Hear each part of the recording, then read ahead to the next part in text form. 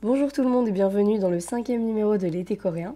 Aujourd'hui je vous parle un peu culture et je vous en dis un peu plus sur les noraebang, littéralement pièces de chant, les karaokés coréens. Je commence pas avec un concept totalement méconnu pour ce numéro puisqu'on sait absolument tous ce que c'est que le karaoké et il y a de fortes chances aussi que vous sachiez déjà un peu ce que c'est que le karaoké coréen puisque c'est quelque chose de relativement connu et très populaire dans la culture. La première différence qu'on note du coup, c'est déjà la popularité. Je sais pas pour vous, mais moi en France, je crois que j'ai jamais été faire un karaoké. Et pour cause, ça paraît vraiment vieux, démodé, et pas spécialement amusant en plus. Enfin, je sais pas. Du moins, moi, ça m'a jamais tenté. Pourtant, en Corée, c'est vraiment l'activité la plus populaire là-bas. Si on sort avec des amis et qu'on sait pas trop quoi faire, ça va pratiquement toujours finir au noraebang, à chanter, danser, jouer du tambourin et tout ça dans des salles un peu style boîte de nuit des années 2000. C'est vraiment assez amusant et puis c'est super populaire, c'est une bonne ambiance. Il y a un grand choix aussi au niveau des musiques qui fait que de base, même si on n'est pas parti pour y passer longtemps, on peut y passer plusieurs heures sans vraiment s'en rendre compte. Pourtant, personnellement, je vais pas vous mentir, c'est pas spécialement l'activité qui me plaît le plus. J'y suis allée de temps en temps, mais pas très souvent au final parce que, à choisir, je préférais aller dans un café ou faire d'autres choses. Pourtant, je sais que c'est un concept qui plaît énormément aux Coréens et qui peut aussi énormément plaire aux étrangers si on dépasse un peu nos a priori. Du coup, si vous avez l'occasion de vous rendre en Corée, n'hésitez pas à tenter le noraebang.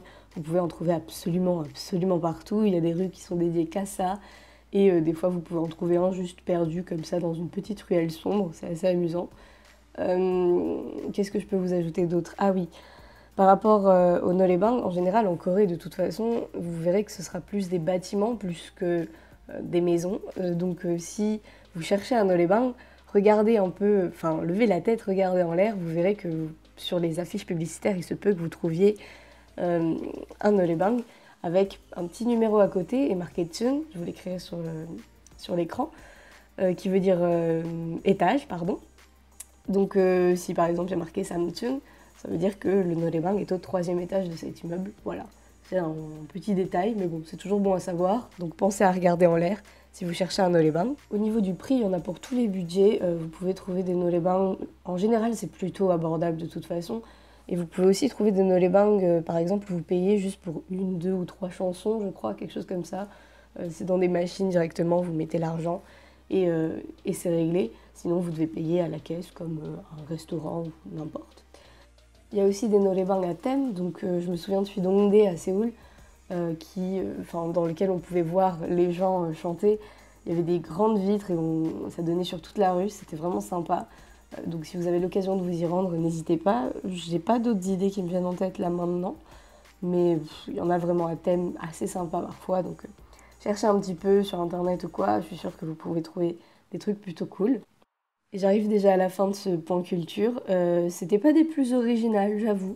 Et je me suis pas énormément renseignée sur le sujet, je suis pas rentrée dans le détail, tout simplement parce que ça me paraissait un point assez facile, mais pourtant quand même un petit peu important. C'est vraiment très ancré dans la culture, donc je voulais vous en parler.